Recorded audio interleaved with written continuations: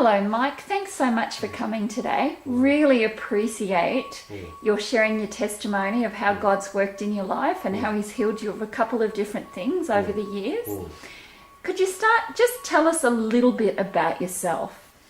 Oh, well, I was raised on a farm till I was 15, and then I did biochemistry at university and worked as such in pathology labs for 3 years, and then did a dip ed and went and taught for 14 years, and that was pretty stressful. And then in 1988 I had my first breakdown as due to stress, and 1989 I had another one, and was diagnosed with bipolar illness after the second breakdown.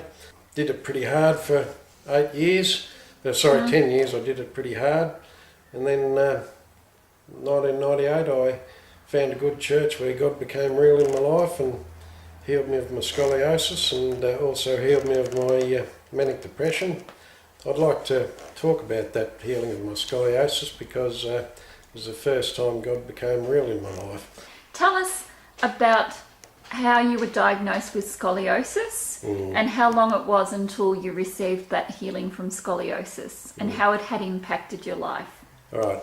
The scoliosis, I was having an education department medical before I went teaching, and I had my shirt off, and the doctor was standing behind me and said, "Oh gee," he said, "you've got a touch of scoliosis there." It wasn't major, it was only minor, but nevertheless I had it, and you'd only notice it when I was no shirt on.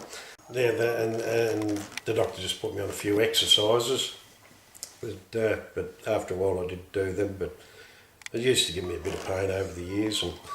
And then this first week at church I went out the front for prayer for the mental illness and also for the scoliosis, and nothing happened. And then church was over and we were having a cup of coffee and we were just talking worldly sort of stuff. In fact, the last thing on my mind at the time was God, really. And Marg said, out of the blue, "How's that back of yours, Mike?" And I said, "Oh, actually it's a bit sore, Marg." And she said, "Oh, that's no good.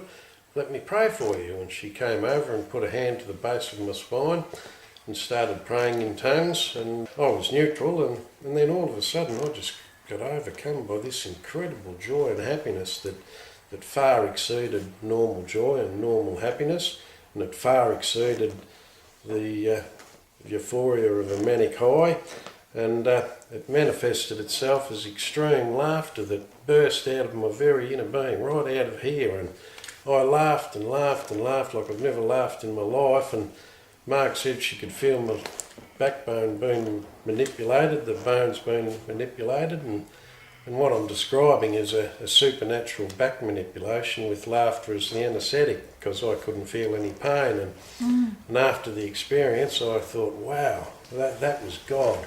And everyone present, bar one person, because you'll never convince everybody, but everyone present knew it was God too, because I'd never heard a person laugh like it in their lives. But the point is, it happened to me, and I know it was God, and I thought, wow, that was God. He's just healed me of my scoliosis, and He's going to heal me of my mental illness too.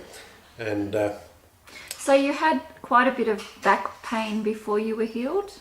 Oh, not a lot, but just a bit of an inconvenience, that was all. Yeah. And you had a bit on that particular day? Like there was a difference? Yeah, that's why when Mark said how's back myself, a bit sore, so yeah.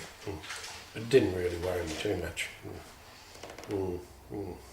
And so you were healed of scoliosis in 1998? Yeah. Yeah. And at that point, how long had you been living with bipolar disorder? I've been living for the bipolar disorder for 10 years. So tell me a bit more about your journey with bipolar. What was it like for you living with bipolar? How did it impact your life? Well, I spent 34 years of my life perfectly normal, and then 88 developed bipolar disorder, whereby I had my first breakdown and had my second breakdown in 89 due to stress of teaching, and it was after the second breakdown that they diagnosed me with bipolar disorder. the symptoms were, I used to have this nightmare. I used to have this nightmare that felt like something was trying to drag me out of my body, and it was a sort of a sinister presence that accompanied it, and that's why I call it a nightmare. And that generally accompanied a bout of the illness, or warned me if one was coming on. And but that's getting into the spiritual side of things, which was the root cause of my bipolar illness. I'll talk about that shortly. Other symptoms were you get higher and higher and higher with the bout of the illness, the mania stage. And you can be quite intelligent for a while and talk a lot of sense, but eventually you reach a stage where you go quite silly. I was always harmless, but I did go quite silly and talk a load of rubbish, and in fact how silly was quite ridiculous. I even thought I was Jesus. A lot of people with bipolar illness, a lot of women think they're the Virgin Mary, for example, and otherwise people might think they're some prophet with some huge message for mankind. And anyhow, a lot of people think they're Jesus, and because you do feel fantastic with the euphoria of a manic high, but it's not of God. And yeah, so I made a bit of a fool of myself going around laying hands on people and praying that they'd be healed, which is a fact, that can happen, but as long as you realise it's God doing the healing and not you personally. But I thought I was Jesus, so that's why it didn't work with me, but it can work otherwise if you realise it's God that's doing the healing. But I was totally hopeful at the time. So you couldn't really tell the difference between reality, who you really were, that's right, and who you imagined yourself to be as Jesus. Yeah, so one made a real fool of himself, and there was other areas where I did things quite publicly that were ridiculous, but as I said, I was always harmless, but quite silly. And that leads me into other parts of the illness. The medication that, because during the first 10 years of the illness, God wasn't really in my life, even though I was a Christian, but in retrospect, probably a lukewarm Christian when I think back. But the medication that I was on would bring you back to some semblance of normality, but life wasn't real flash for those 10 years, because when you're back to normal, let's say, which was most of the time, I used to feel shamed and embarrassed about how silly I was when I was on a high, and I asked myself, why did you carry on like that? Why'd you say that? Why did you do that? And I used to torment myself something awful with the shame and embarrassment of it all, and God healed me of that too after He became real in my life. Maybe I should have thought of this years ago or years before, but one day the thought entered my mind, why should you feel shame and embarrassment about displaying classic textbook symptoms of the illness that any poor coot would show if they got the illness as well? Maybe God put that thought in my mind, because after that time I thought, I didn't feel any shame and embarrassment, and the Bible tells you how God can remove shame and embarrassment, and He did for me. So life's been good since then, since I haven't had to torment myself about how I used to carry on. So tell me about your healing. The root cause of my bipolar illness was demonic in origin. I never mucked around with the occult. I don't know how it happened, but I was possessed. And how it happened, when I get to heaven, I'll ask God how it happened. But I know beyond a shadow of a doubt that I was possessed. And in terms of my healing, under a good ministry where Jesus healed me, the ministers gave me texts to read and believe in, and I confessed all my sins. I thought at the time, that's what I've got to do. I don't know whether that was a fact or not, but that was the thought I got that I had to do, and so I confessed all my sins, some of which only I knew, and were quite embarrassing really to tell another human being, thinking, gee, they could tell anybody, but I was fair dinkum with God that I wanted to be healed of this demon and to get rid of it, and so that's what I did. And I believe that played a major role in my healing. Yeah. So you confessed areas where it was sin before God. Then Yeah. what happened after that?